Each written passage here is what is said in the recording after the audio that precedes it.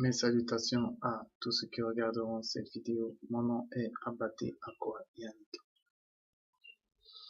En ce nouveau jour que le Père, dans sa grâce immense, rend encore disponible, je viens auprès de vous pour rendre le pain de vie. Je viens auprès de vous pour partager avec vous la parole qui donne la vie, la parole qui est esprit et vie. Nul ne saurait la limiter à des écrits, parce que la parole est spirituelle. Elle est au commencement de toutes choses, et toutes choses ont été faites par elle, pour elle, et en elle, pour la gloire du Père. Mais avant de commencer, nous allons nous recommander au Père sans lequel rien n'est possible, parce que c'est lui le créateur de toutes choses, même de la parole. Abba Père, nous te rendons grâce pour la vie que tu nous accordes par ta parole. Nous te bénissons pour tous tes bienfaits dans nos vies. Mon Dieu, que nos bouches proclament tes oracles et que ta volonté soit faite, que ton règne arrive par ta parole, par Jésus-Christ de Nazareth. Aujourd'hui, donc, nous allons partager sur un nouveau thème, à savoir qu'est-ce que la grâce. On parle de grâce, mais qu'est-ce que la grâce? Pour comprendre une notion, et ça c'est une loi mécanique, pour comprendre toute chose, au lieu de regarder cette chose, regardez l'origine de cette chose. Regardez la racine de cette chose. Il y a un proverbe qui dit, ne regarde pas où tu es tombé, mais regarde où tu as trébuché. Lorsqu'on veut soigner un arbre, autant pour moi, lorsqu'on veut soigner ses feuilles, peut-être si elles sont malades, eh bien on ne regarde pas la feuille, mais on regarde la racine. Tout commence par la racine. Tout commence par les origines. Si vous voulez comprendre une notion dans les Écritures, rentrez au commencement de tout. Si vous voulez comprendre la grâce, eh bien, rentrez à la Genèse. Si la Genèse a été écrite, si la Genèse a été inspirée à Moïse pour qu'il écrive, c'était à 200. Au commencement, qu'est-ce qui se passe? Au commencement, Dieu crée l'homme le 6e jour. Lorsque Dieu le crée, Dieu prend de la terre, il prend de l'argile, il façonne l'argile comme l'Église. Parce que l'Église, le corps humain représente le corps du Christ. Il y a des membres forts, il y a des membres faibles. De même que les bras sont sur notre corps, il y a des bras dans l'Église. Les bras, ce sont les membres forts. De même que les pieds sont dans l'Église, dans notre corps, de même il y a des pieds dans l'Église. Parce que les pieds sont là pour soutenir, les bras sont là pour protéger et combattre. Le soutien, ce sont les gens aisés. Ils soutiennent selon le monde. Le soutien, c'est la consolation. Il y a des frères qui sont faits pour consoler. De même que notre corps a des yeux et des oreilles, de même dans le corps du Christ, il y a tout ça. Dieu a pris la poussière. Il a illustré, il a matérialisé l'Église spirituelle, le corps du Christ. Ceux qui sont approuvés de l'Esprit. Et après, il a insufflé son esprit dans ce corps. Et dans l'esprit, en même temps qu'il soufflait cet esprit, il soufflait également son souffle de vie. Et son souffle de vie, c'est l'âme. Sans âme, le corps ne vit pas. L'âme est la partie éternelle de l'homme. L'esprit n'appartient pas à l'homme, mais appartient à Dieu. Lorsqu'on parle de l'esprit, on parle d'un ange. Un ange qui vous accompagne. Un ange qui vous instruit selon le dessein de Dieu. Parce que Dieu ne vous parlera jamais directement, mais il passera toujours par des anges comme il l'a fait avec ses prophètes, avec Moïse. Bon, Dieu crée l'homme.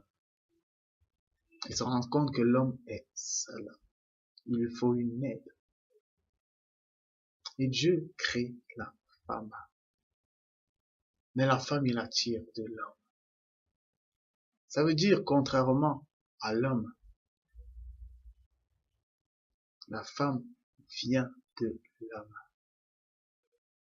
Elle vient de la chair de l'homme. C'est pour ça l'homme dira chair de ma chair. En fait, la femme, de par le fait qu'elle vient de la chair de l'homme, elle est la faiblesse de l'homme. L'homme sera toujours faible devant la femme, comme Christ sera toujours faible devant les supplications de son Église. La femme vient comme l'aide de l'homme, mais la femme reste la faiblesse de l'homme.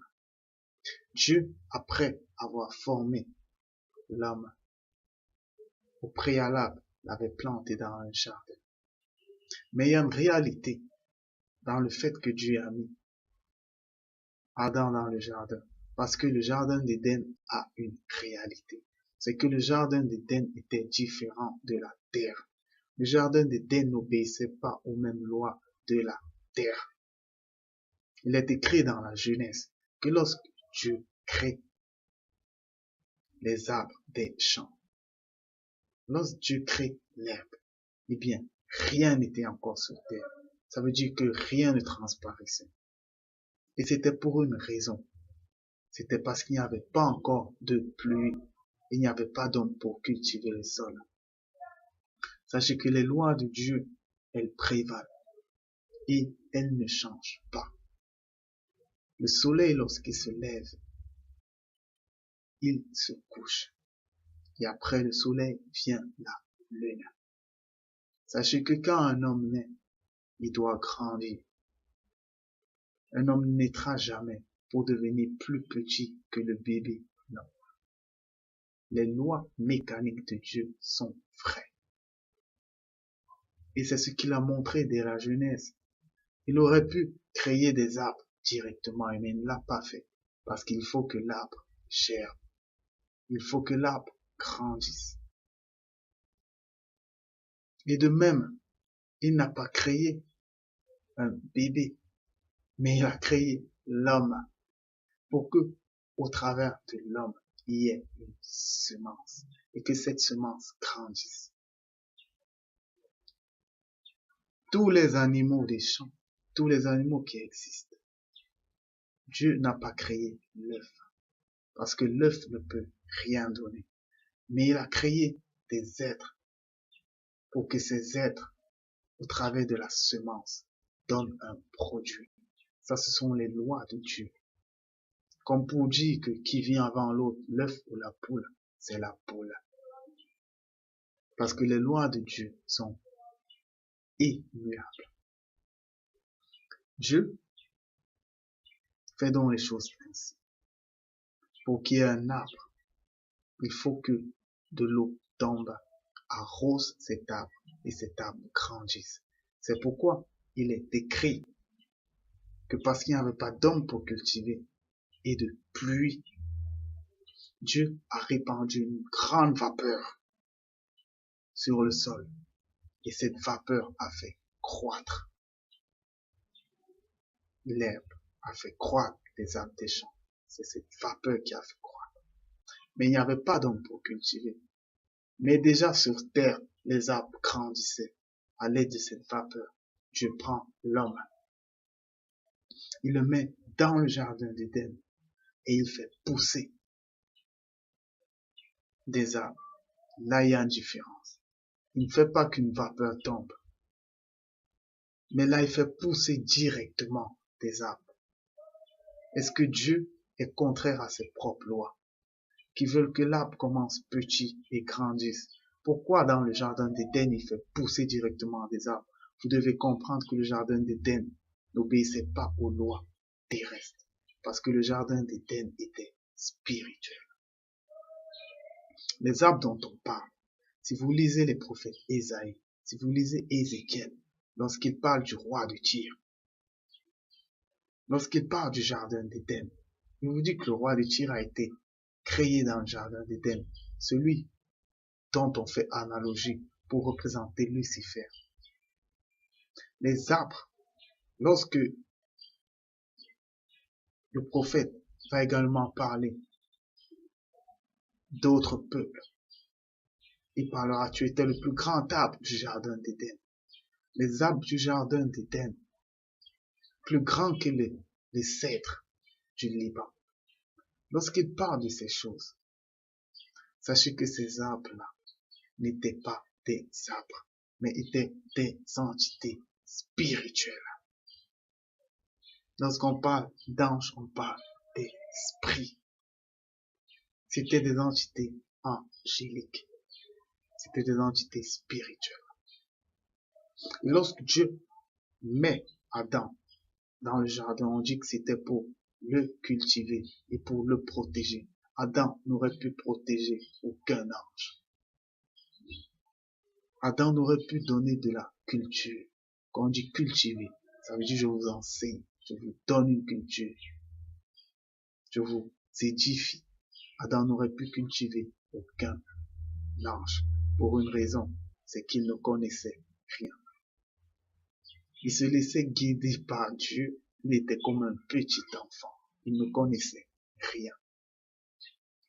Ce passage a été interprété d'une façon, mais l'interprétation réelle, c'est que si Dieu a mis Adam au milieu de ses arbres, au milieu de ses enseignants, au milieu de ces entités spirituelles, c'est pour que celles-ci le cultivent, l'enseignent, et pour qu'il soit protégé par elle. S'il était dans le jardin, c'était pour être protégé. Parce que l'homme est constamment protégé par des anges. Et nous le savons tous. Les hommes sont protégés par des anges.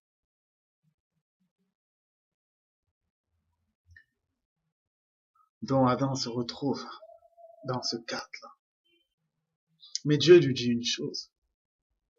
Tu pourras manger de tous les arbres, mais ne t'approche pas de l'arbre de la connaissance du bien et du mal. C'est le seul arbre qui lui a été refusé. L'homme pouvait manger de l'arbre de vie, mais l'arbre de la connaissance du bien et du mal, il ne pouvait en manger. Parce que Dieu lui a dit quelque chose, c'est que le jour où tu en manges, tu mourras. Tu mourras. Et c'était une parole vraie. Mais Ève, qui est la faiblesse de l'homme, lorsque Dieu parle, je parle spirituellement. L'homme est spirituel. La femme est la faiblesse de l'homme. Elle a été tirée de la chair de l'homme. La femme ne peut pas prendre les choses spirituelles comme l'homme. La femme prendra toujours les choses d'une façon charnelle. C'est pourquoi elles sont émotives. Même dans la spiritualité, les femmes seront toujours émotives. Et c'est ce ça que le diable a joué. Le Léviathan, lorsque Dieu dans la Genèse, toujours lorsqu'il crée les monstres marins, les grands reptiles, il crée deux, le Léviathan et le Béhémoth. Lorsqu'on parle de Léviathan, le Léviathan, c'était des reptiles. C'était, en d'autres termes, des lézards géants qui avaient des ailes. Ce qu'on appelle dragon. Et Dieu l'a créé impétueux. Ça veut dire, il n'obéissait à personne. Il n'était soumis à personne. Il était fier. C'est comme ça que Dieu a créé le dragon. Et à cause de ce caractère-là, parce que tous les autres animaux étaient soumis à l'homme. Mais le Léviathan ne l'était pas, parce qu'il était orgueilleux. Ça veut dire, profitant de ça, Lucifer, le père du péché, l'a possédé. Il a possédé. Et il est allé vers la faiblesse de l'homme. Parce qu'il savait qu'il y avait de l'émotion en elle. Il y avait de la réflexion en elle. Il lui a dit, Est-ce que Dieu vous a réellement dit? Il a commencé à lui parler par questionnement. Et le questionnement fait naître le questionnement. Est-ce qu'il a dit vous mourrez vraiment? Eh bien, à ce moment précis, le diable savait ce qu'il faisait. Je vais vous expliquer ce qu'il faisait. Ce qu'il faisait, c'est que la connaissance du bien et du mal. Lorsque vous connaissez, vous entrez dans la loi. Sans vous en rendre compte, vous entrez dans la loi. Et la transgression de la loi conduit au péché. Et il n'y a qu'un seul père du péché. Le diable savait que lorsque Ève allait connaître, elle allait entrer automatiquement dans le péché. Et si elle était dans le péché, elle serait sous sa domination, parce qu'il est le père du péché. Où il y a le péché, il y aura toujours le diable. Et elle est allée vers cette entité. Cette entité-là enseignait. Cette entité n'a pas couché avec elle. Elle n'a pas pris un fruit qui est une pomme et l'a croqué. Non. Elle a reçu un enseignement. Un enseignement qui lui disait, cette chose est bien, cette chose n'est pas bien. Voilà le bien, voilà le mal. Elle a été enseignée. Et lorsqu'elle a été enseignée, elle a pris conscience qu'il existait des lois. Elle a pris conscience que le fait d'être nue était de l'impudicité. Elle a pris conscience que lorsqu'elle était nue et qu'on la regardait, elle pouvait attirer. Elle a pris conscience de ces choses et elle s'est rendue compte de sa chair. Parce que lorsque vous prenez conscience du mal et du bien, vous prenez conscience du physique et du charnel. Et lorsqu'elle a pris conscience, à ce moment précis, elle a fait quelque chose. C'est qu'elle a vu Adam et elle l'a jugé. Elle a jugé Adam comme quelqu'un qui était aveugle. Elle s'est rendue compte que son mari était aveugle. C'était un jugement. Ça, c'est le premier jugement qui a lieu dans l'humanité. C'est le jugement de la femme. Parce qu'elle s'est rendue compte qu'elle voyait. Elle s'est rendue compte qu'elle connaissait. Et en retour, elle s'est rendue compte que son mari, Adam, était aveugle. Et elle l'a jugé. Et de ce fait, elle a pris son mari à part. Elle n'a pas couché avec lui. Elle ne lui a pas donné une pomme pour qu'il la croque. Non. Elle l'a enseigné sur ce qui est bien et ce qui est mal, comme elle-même, elle avait été enseignée. Le premier enseignant de l'homme, c'est la femme. Et le premier enseignant de la femme, c'est la loi. Impulsée par le diable. Voilà comment tout commence. Et à ce moment, quand l'homme prend conscience du bien et du mal, quand il se rend compte de sa nudité, la première chose qu'il fait, c'est qu'il se cache derrière des entités spirituelles. Il se cache. Maintenant, la parole de Dieu fait le tour et elle ne le voit pas. La parole de Dieu transperce toutes choses. Transperce toutes choses. Mais, à ce moment précis, Adam était caché derrière des anges. La parole de Dieu lui dit, où es-tu? Et il lui dit, je me suis caché parce que je suis nu. Eh bien, Dieu lui demande, qui t'a dit que tu es nu? Ça veut dire qu'il a entendu.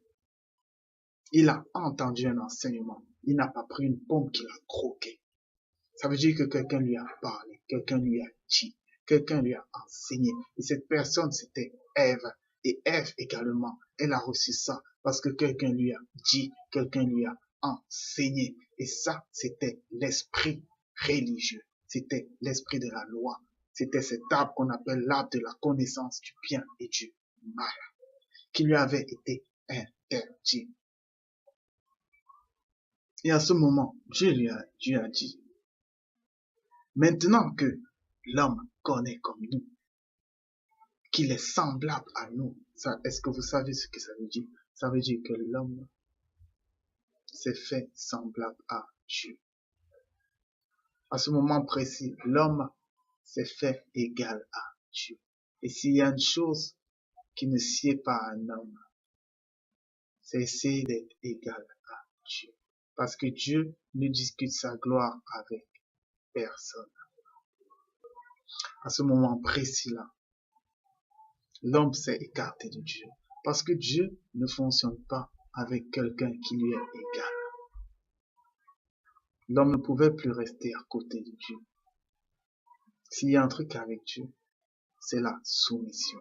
Même Christ, le Fils de Dieu qui est dans le sein de Dieu, lui qui est la parole de Dieu, lui qui est avec Dieu et qui est Dieu, ne s'est jamais regardé comme semblable au Père. Mais il a toujours été soumis en toutes choses. Mais l'homme à ce moment s'est fait semblable à Dieu, du fait qu'il connaissait le bien et le mal. Dieu a donc dit, maintenant qu'il est comme l'un de nous, eh bien empêchons-le de prendre de l'arbre de la vie et de vivre éternellement. Si vous connaissez, vous n'avez pas droit à l'arbre de la vie. La connaissance du bien et du mal, la loi, ne marche pas avec la vie éternelle. C'est ce que ça veut dire. À ce moment précis, l'homme est entré dans le péché. Il s'est mis sous l'emprise du diable. Et ce qui suit, c'est la mort. Autant spirituel, astral que physique. Ce qui suit, c'est la mort. La mort, c'est l'éloignement de la communion avec Dieu. Si vous êtes éloigné, si vous n'êtes pas en communion de Dieu, vous êtes mort, quoique vivant pour les hommes. Vous êtes mort. À ce moment précis, l'homme était mort. Tout simplement parce qu'il connaissait le bien et le mal. Ce qui n'était réservé qu'à Dieu. Dieu l'a écarté parce qu'il était devenu semblable à lui. La connaissance du bien et du mal n'est laissée qu'à Dieu et à personne d'autre. À personne d'autre. Si vous connaissez, vous ne pouvez pas être sauvé. Si vous êtes sous la loi, vous ne pouvez pas être sauvé. Parce que celui qui est sous la loi est sous l'emprise du péché et du diable qui est le père du péché. Mais Dieu, dans son dessein de salut, dans son amour immense, il a tout fait pour ne pas laisser l'homme être détruit. Mais pour cela, il fallait que l'homme se rende compte que cette connaissance qu'il a le détruit. C'est pourquoi Dieu a pris un échantillon parmi les hommes. Il a pris un peuple. Il s'est choisi un peuple. Parce que pour faire toute chose, même dans la science, on vous apprend qu'on prend toujours un échantillon pour voir si ce qu'on fait aura de l'impact sur les autres. Dieu s'est choisi un peuple. Et Israël est le peuple de Dieu. Qu'on le veuille ou pas, cela ne changera jamais. Israël est le peuple de Dieu. Dieu a pris le peuple d'Israël. Il a fait alliance avec ses pères. Et cette alliance demeure même aujourd'hui. Parce que ses pères étaient de chair et ce peuple est de chair et c'est le peuple de Dieu. C'est le peuple aimé de Dieu, que vous le vouliez ou pas. Ils sont enfants de Dieu. Ils sont les branches pures. Ils sont les branches de l'arbre franc. Nous avons été hantés. Nous, branches sauvages. Mais ils sont les branches de l'arbre franc. Vous ne changerez jamais ça. Dieu s'est pris ce peuple. Il a donné la loi à ce peuple. Il a donné la connaissance du bien et du mal à ce peuple. Contrairement au temps d'Adam, où cela, c'est Adam qui était allé vers cette connaissance. Maintenant, c'est lui qui a donné cette connaissance aux hommes pour leur donner la mort. Parce que la loi accomplit la mort. Il les a assujettis à la mort. Il leur a donné la loi. La loi est sainte, mais elle est faite pour des saints. Elle n'est pas faite pour des pécheurs. Et parce que l'homme de nature, lorsqu'il connaît, il est dirigé par le péché. Parce que les écrits disent que toutes nos œuvres de justice sont considérées comme une robe souillée. Eh bien, l'homme était destiné à la mort. Posez-vous maintenant la question pour laquelle Dieu donne la mort aux hommes. Dieu donne la mort aux hommes. Il a donné le péché à Israël parce qu'il savait que où le péché abonde, la grâce surabondera. Mais la grâce devait venir plus tard. C'est pourquoi Dieu commence à annoncer au travers des prophètes un sauveur, quelqu'un qui va laver le peuple de ses iniquités, quelqu'un qui va les sauver. Le peuple était dans le péché. Ils se sont rendus compte que de nous-mêmes, nous ne pouvons pas. Parce que la loi est inobservable. Et sachez que celui qui pêche contre un pan de la loi a péché contre toute la loi. Elle est inobservable. Les hommes avaient besoin d'un sauveur. Paul dit que la loi est venue pour nous faire prendre conscience de nos faiblesses. La loi, elle est sainte. Mais nous nous rendons compte qu'en nous, il y a une autre loi. La loi de la chair qui combat cette loi sainte. Nous nous rendons compte qu'il y a une loi de péché qui condamne cette loi sainte. Et ça, c'est lorsqu'on a conscience de la loi qu'on se rend compte qu'il y a le péché. Parce que le péché marche avec la loi. Israël s'est rendu compte qu'ils avaient besoin d'un sauveur.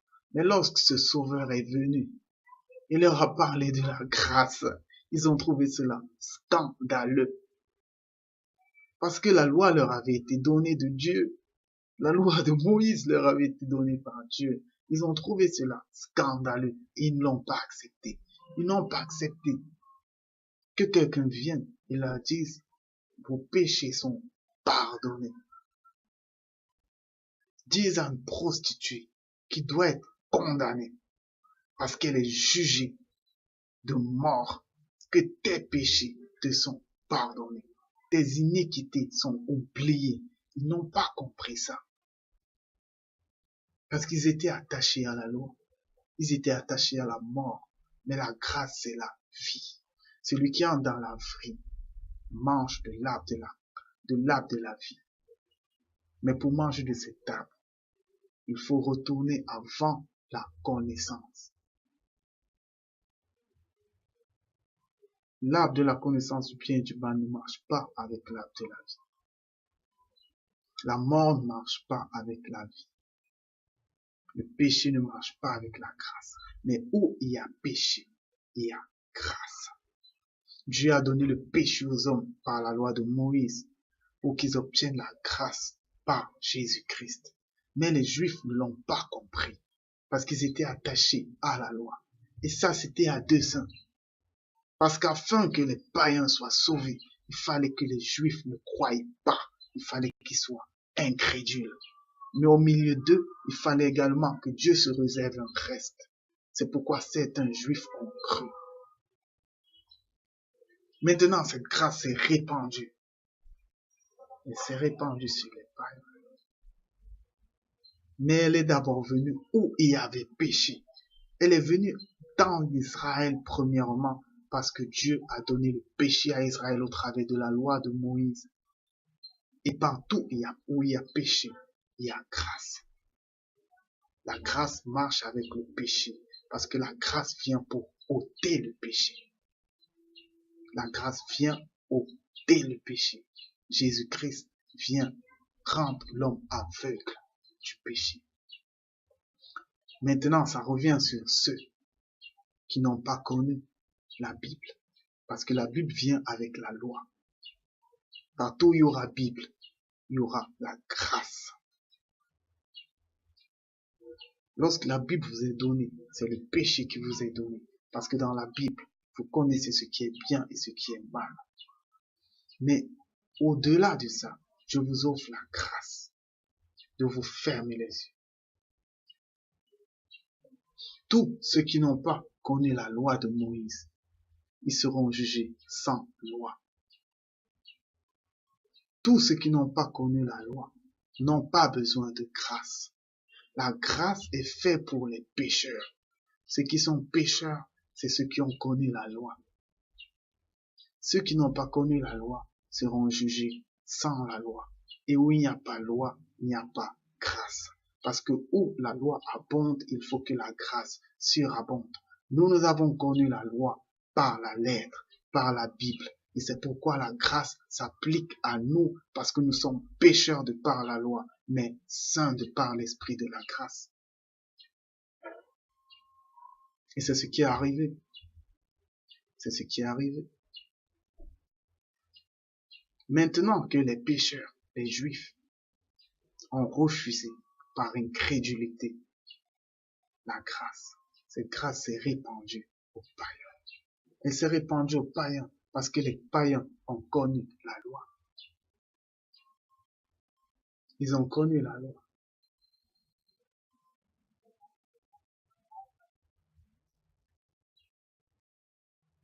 L'immensité de la connaissance de Dieu. Dieu est immense. Maintenant, qu'est-ce qui se passe? Les Juifs connaissent la loi et ils refusent la grâce, sauf un petit reste qui accepte cette grâce. Pierre, l'apôtre par excellence, juif de nature, même lui, il n'avait pas compris la grâce. Il n'avait pas compris que la grâce ôte le péché. Et c'est pourquoi, lorsque Dieu lui montre en vision des nourritures souillées, il dit, je ne peux pas les toucher, parce qu'il était sous l'emprise de la loi. Et pour cela seulement, Dieu le confond avec Paul, parce que Pierre fait preuve d'hypocrisie, parce qu'il est attaché à la loi. Sachez que la grâce ne connaît pas la loi. La grâce ne connaît pas le péché. Les musulmans disent que Jésus n'est pas venu pour les non-juifs. C'est vrai. Parce qu'à ce moment précis, les non-juifs, les païens n'avaient pas besoin de grâce. Ils n'en avaient pas besoin. Mais c'était les juifs, parce qu'ils ont connu la loi, qui avaient besoin de la grâce. C'est pourquoi Jésus est resté à eux. Vous ne pouvez pas enseigner quelque chose à des gens qui n'en ont pas besoin.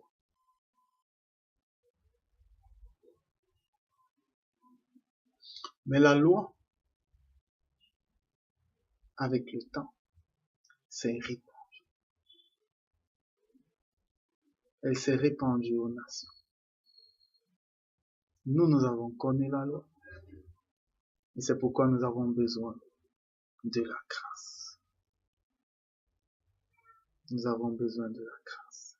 Dès le moment où vous connaissez ce qui est bien et ce qui est mal, vous avez besoin de la grâce. Parce que vous êtes sous l'emprise du péché. Paul, lorsqu'il était pourchassé par les Juifs, lorsqu'il arrivait dans les synagogues, où les Juifs le pourchassaient, il séparait les non-Juifs des Juifs, pour que les Juifs n'amènent pas la loi aux non-Juifs. La grâce ne connaît pas la loi. Elle ne connaît pas la loi. La grâce est imméritée. Si vous faites des bonnes œuvres, c'est pour vous. ce n'est pas pour Dieu. Parce que vous ne pouvez accomplir aucune bonne œuvre devant Dieu. Si vous faites des bonnes œuvres, cela vous est imputé. C'est une récompense que vous recevez. Mais la grâce est imméritée. La grâce, c'est Dieu dit, toi je te sauve. Je fais miséricorde à qui je fais miséricorde. Et les gens vont dire, Dieu est-il donc injuste? Pour poser la question, qui êtes-vous pour dire quelque chose au portier, au créateur du vase? Il fait tout ce qu'il veut. Il a écrit les noms dans son livre de vie, sans votre approbation. Tout est écrit. Et c'est pourquoi Christ dit, tout est accompli. Avec la grâce, tout est accompli. Il n'y a rien au-delà de la grâce. Vos œuvres sont vaines devant Dieu.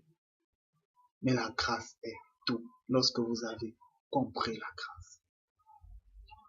Tout a été fait dans la grâce. Jésus est né selon la chair. Le Christ est né dans la grâce. Il est né d'une généalogie que si on condamnait, il ne devait jamais voir le jour. Il vient de Salomon. Salomon est né de la femme du riz que David avait prise. Ça, c'était condamnable. Il naît du fils que Judas de la tribu de Judas, il l'a avec la femme de son fils, qui s'était faite prostituer pour avoir des relations avec lui, afin qu'il lui donne un enfant. Mais toutes ces choses-là, ce sont les hommes qui les trouvent condamnables. Parce qu'aux yeux de Dieu, l'homme doit être aveugle et sans loi. Et s'il n'y a plus de loi devant toi, tu ne condamneras plus, tu ne jugeras plus. Aujourd'hui, la grâce surabonde. Et qu'est-ce que la grâce demande à l'homme? Lorsque Jésus, dans Jean chapitre 9, dans les Saintes Écritures, lorsque Jésus guérit l'aveugle, eh bien, il dit aux hommes, je suis venu pour un jugement, je suis venu pour que ceux qui ne voient point voient et que ceux qui voient deviennent aveugles. Eh bien, les Juifs le demandent, et nous, sommes-nous aveugles? Il leur dit, vous voyez, vous connaissez vos péchés. Ça veut dire que vous voyez. Si vous étiez aveugle, vous ne verrez point. Mais maintenant, parce que vous voyez, vous savez que vous êtes dans le péché et votre péché subsiste. Christ, par la grâce, nous ramène avant la connaissance du péché, avant la connaissance du bien et du mal. L'homme doit être aveugle du péché. Voilà la grâce. Et elle est scandaleuse. Parce que lorsque vous allez dire à un homme que le vol n'existe pas, que la fornication n'existe pas, que l'impudicité n'existe pas, que l'idolâtrie n'existe pas, il va dire c'est faux. Parce que cela, il a reçu de la loi. Il s'est attaché à la loi. Il s'est attaché à l'esprit religieux. Lorsque vous allez dire à un homme que l'homosexualité n'existe pas, il va vous dire c'est scandaleux. Et c'est pourquoi la grâce est un scandale pour les légalistes. La grâce est un scandale pour les juifs et une folie pour celui du dehors. Parce que lui, il va vous dire, mais c'est incompréhensible. Moi, la philosophie m'enseigne des valeurs morales. Mais vous me dites que tout ça n'existe pas. Vous me dites que Christ a tout accompli. Il est mort, il est ressuscité. Et il intercède pour moi. Je pêche et il intercède pour moi. Auprès du Dieu qui a interdit le péché. C'est folie. Et c'est pourquoi la grâce est un scandale. La grâce est un scandale. Mais c'est le scandale de la vérité. Il n'y a rien à dire par rapport. Lorsqu'il n'y a pas loi, il n'y a pas péché. Et où il n'y a pas péché, le diable n'existe pas. Le diable a emprise sur vous lorsque vous entrez dans la loi. Parce qu'il sait que l'homme transgressera toujours la loi. Parce que l'homme, son cœur est tortu de nature. Tu ne tueras point. Seulement en tuant une mouche, tu as péché. Seulement en regardant une femme, en la désirant, tu as péché. Les couches de nuit, tu as péché. Seulement en marchant, une femme te regarde. Tu pêches avec elle. On pêche à chaque instant. On pêche en pensée. Seulement quand tu oublies quelque chose, tu as péché. Comme pour dire que l'homme est pécheur. Et c'est pourquoi l'homme a besoin de la grâce qui va venir le rendre aveugle de son péché. La grâce fait en sorte que tu ne vois plus le péché. Le péché n'existe plus. C'est ça la grâce. Le péché n'existe plus. Ça veut dire que tu redeviens comme un petit enfant. Et c'est un travail de l'esprit. Parce que l'homme ne peut pas comprendre la grâce. C'est un travail de l'esprit. Notre justice n'est pas la justice de Dieu. Notre sainteté n'est pas la sainteté de Dieu. La sainteté de Dieu est incompréhensible à l'homme parce que la parole, au travers des saintes écritures, nous enseigne que la grâce est quelque chose qu'aucun œil d'homme n'a vu, ni aucune oreille d'homme entendu, et qui n'est point montée dans le cœur de l'homme. Elle est inconnue de l'homme. Inconnue de l'homme. Maintenant, pratiquement, qu'est-ce que la grâce?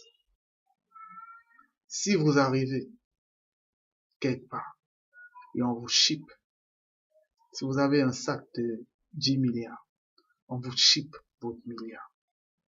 Eh bien, dès le moment où vous dites on m'a volé, ça veut dire que vous connaissez la loi qui parle de vol. Et ça veut dire que la même question qui avait été posée à Adam, qui t'a dit que tu es nu, eh bien, se pose à vous. Qui t'a dit qu'on t'a volé? Si tu dis qu'on t'a volé, ça veut dire que tu connais le vol, tu connais la loi.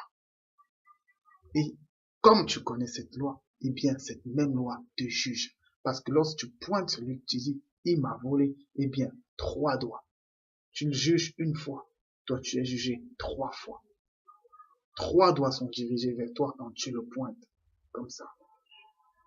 Le doigt c'est vers lui, mais les 3 autres c'est vers toi-même. Et l'autre c'est vers Dieu. Dieu est témoin que je le juge, que je me juge 3 fois. Je prends Dieu à témoin. Le corps exprime qui nous sommes. Dans la grâce, il n'y a aucun jugement. Parce qu'au moment où on prend cette chose, ce n'est pas pour toi un vol. Pour la simple raison que tu ne connais pas le vol. Et parce que pour toi, c'est pas un vol, tu ne juges personne. Nous redevenons comme des petits enfants. Tu vois quelqu'un, la vindicte populaire le condamne d'adultère, le condamne de vol. Eh bien, toi, qui ne connais pas ses péchés, tu ne le condamnes pas. Mais tu cherches plutôt à l'enlever de là, par la grâce. La grâce ne connaît pas l'homosexuel. Si toi, tu as eu cette force de quitter de ces choses,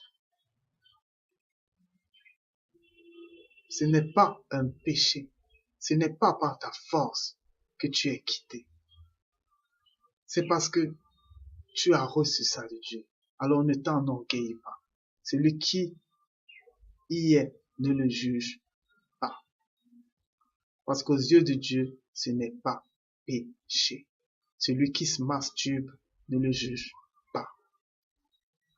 Parce que c'est toi, au travers de la loi, qui as su que c'était masturbation.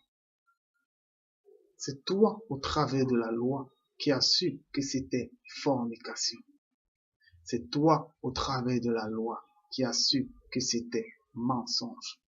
Tout ce qui compte, c'est de se confier à Jésus-Christ et de faire de Jésus-Christ sa vie.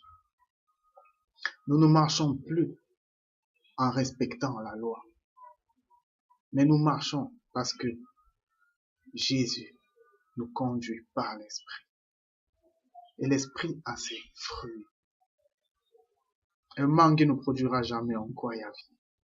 Lorsque vous voyez quelqu'un qui marche par l'Esprit, il honorera l'Esprit. Et au travers de l'Esprit, il honore Dieu. Ce n'est pas parce que vous ne mentez pas, vous ne volez pas. Non, c'est parce que Dieu vous permet de marcher d'une certaine façon.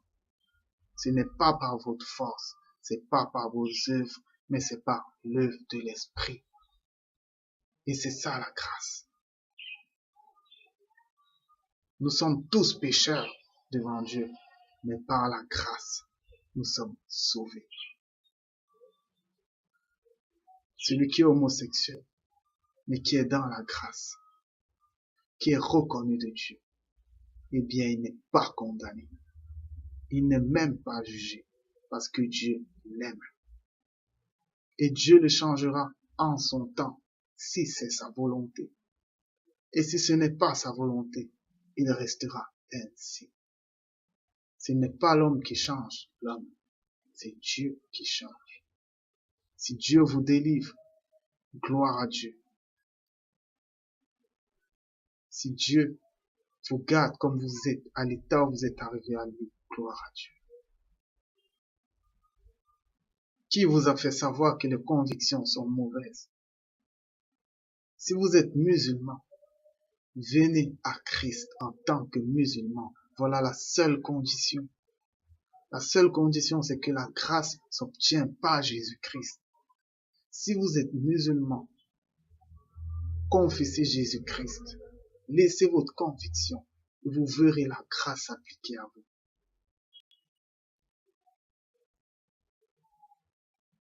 Nous devons être aveugles du péché. Nous devons rentrer comme Adam avant qu'il soit enseigné dans la loi. C'est ça la grâce. La grâce, c'est la simplification d'une équation compliquée à son degré le plus basique. Notre Père, dans sa sagesse immense, s'est assis et a dit comment l'homme peut être sauvé. Il a simplifié l'équation jusqu'à un niveau aussi facile où tout ce qu'il faut à l'homme, c'est juste mettre la réponse. Mais l'homme, avec sa sagesse humaine, il a dit non, ça c'est trop facile. Comment est-ce qu'on peut me sauver pour rien? Comment j'obtiens le salut pour rien? Non, il faut que je fasse des œuvres. Il faut que je fasse des calculs, je fasse des retenues. C'est pour ça que la grâce est incompréhensible. C'est pourquoi elle est scandaleuse. Parce que l'homme veut toujours faire des choses de lui-même. Vous allez me dire, n'est-ce pas du laxisme? Je vous répondrai que Jésus, c'est le sabbat de Dieu. Jésus, c'est le repos de Dieu. Lorsque vous entrez dans la grâce, vous vous reposez de vos œuvres. Pour vous reposer de vos œuvres. Ça ne dépend pas de celui qui court, mais ça dépend de celui à qui Dieu fait grâce. Il a dit, j'ai haï Esaïe et j'ai aimé Jacob. Vous allez dire qu'il est injuste, eh bien il est Dieu.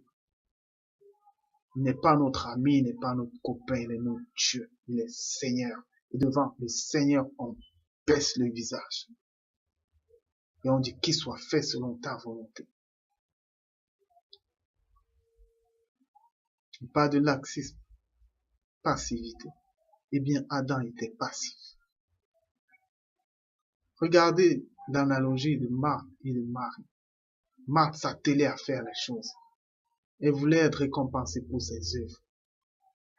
De nos jours, Marthe, c'est ceux qui prient, qui jeûnent, qui font des choses selon la loi, parce qu'ils veulent être récompensés. Mais Dieu ne regarde pas ça. Dieu, c'est je te fais grâce. Vis, tu es libre. Vis, tu es libre. Ne te mets aucune contrainte.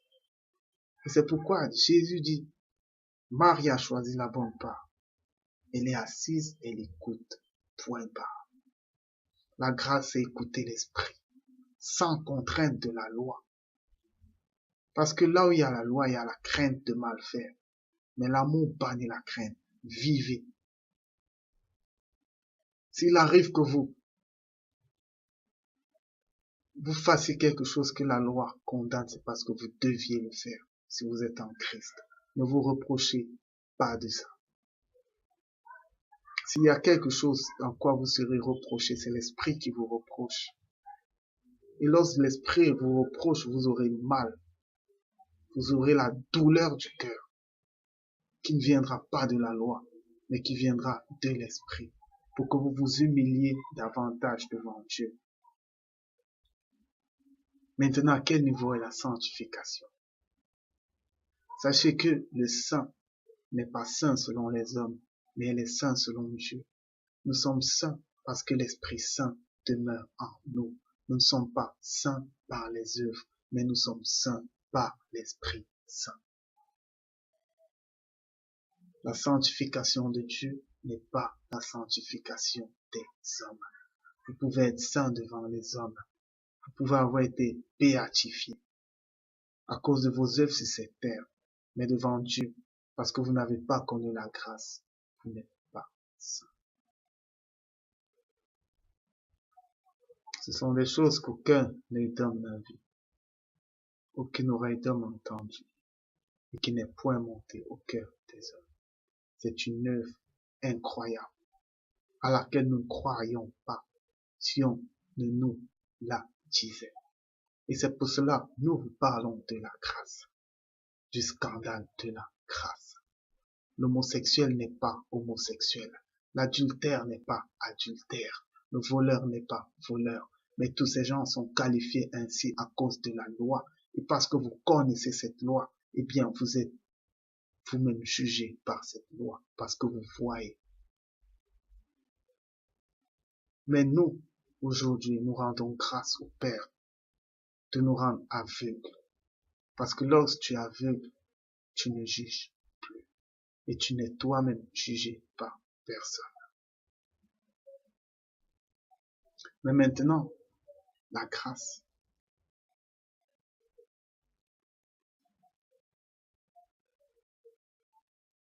Il y a une seule chose. La grâce est basée sur l'amour. Et l'amour est basé sur l'édification mutuelle. Tout le monde doit grandir. Ne faites pas de votre grande liberté en Jésus-Christ une occasion de chute pour les autres, mais vivez dans l'amour. Que ta liberté ne pousse pas l'autre à être attristé par toi. Que ta liberté ne pousse pas l'autre à blasphémer le nom de Dieu à cause de toi.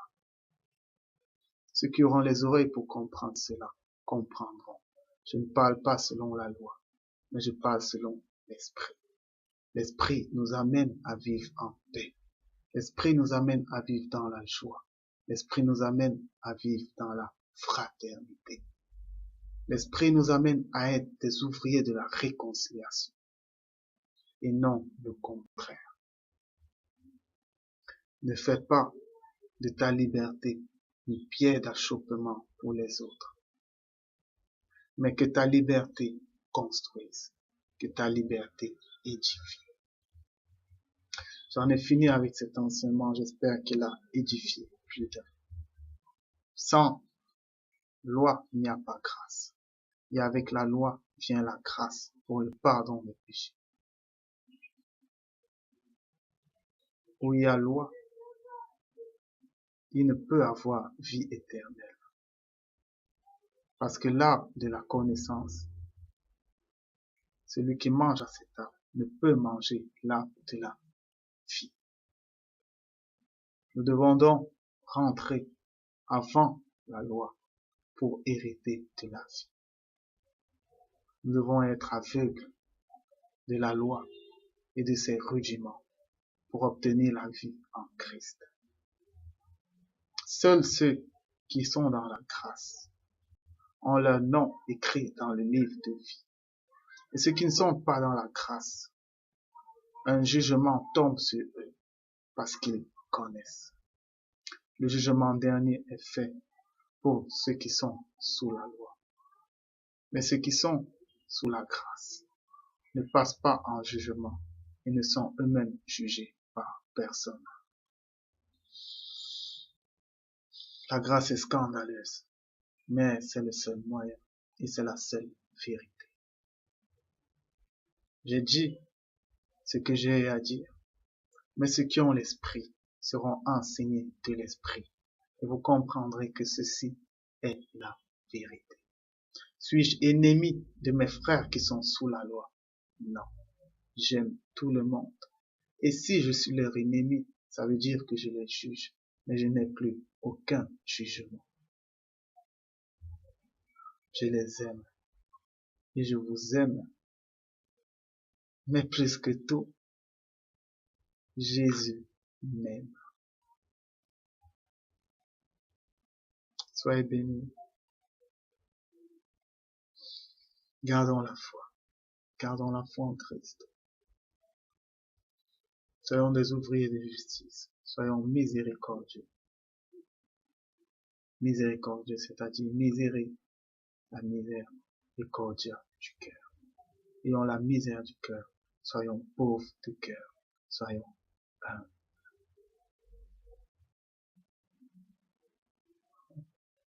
Mais toutes ces choses, elles ne viennent pas d'un homme, mais elles viennent de Dieu. Soyons libres. Soyons sincères. N'aie pas peur de faire quelque chose parce que la loi te condamne, mais sois sincère avec toi. Si tu aimes, aime. Fais toutes choses, car tout est permis. Mais fais tout pour l'édification, car tout est certes permis, mais tout n'édifie pas. Ça va finir. Soyez bénis, mes frères. C'est une belle vie, l'amour de Dieu. Il n'y a rien de plus beau. Soyons dingues de Jésus-Christ. Soyons fous de Jésus-Christ. Il n'y a rien d'autre. Oh, mon Dieu, nous te bénissons. Nous te rendons grâce pour Jésus. Nous te rendons grâce pour ta parole. Père Saint, nous nous écrasons devant toi et nous t'implorons de nous rendre aveugles, de faire de nous des petits enfants, de telle sorte que nous soyons conduits que par ton esprit et rien que par ton esprit à aimer et à multiplier encore un fruit de ton esprit pour ta gloire et le témoignage de ta toute puissance par Jésus-Christ de Nazareth. Amen. Shalom.